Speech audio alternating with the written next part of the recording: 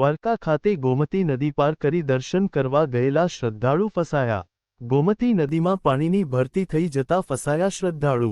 ભગવાન દ્વારકાધીશના દર્શન કરી રાજકોટથી આવેલા યાત્રિકો નાના ભૂલકાઓ સાથે ગોમતી નદીમાંથી પસાર થઈ સામે કિનારે પહોંચ્યા હતા। સવારના ભાગમાં ગોમતી નદીમાં પાણી ઓછી હોવાથી યાત્રિકો સામે કાંઠે દર્શન કરવા પહોંચ્યા હતા।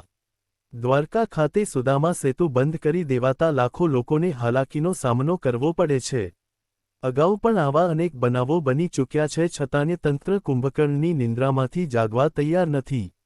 સુદામા સેતુનું નિર્માણ ગોમતી નદી પર યાત્રિકોની સુવિધા માટે કરવામાં આવ્યો છે, જ્યારે છેલ્લા ઘણા સમયથી સુદામા સેતુ માત્ર વીઆઈપી લોકો માટે જ ખોલવામાં આવે છે।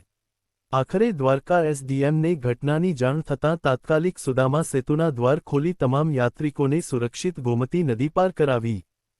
દેવભૂમિ દ્વારકાથી કેમેરામેન પ્રવીણ ભાયાણી, રિપોર્ટ અનિલ લાલ।